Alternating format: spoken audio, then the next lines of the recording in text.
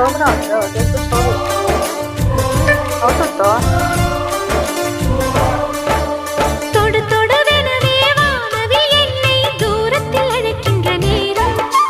விடு விடுவெனவே வாலிப மனது விண்வெளி விண்வெளி ஏறும்.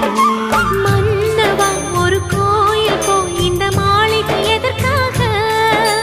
தேவியே என் ஜீவனே இந்த ஆலயம் உனக்காக.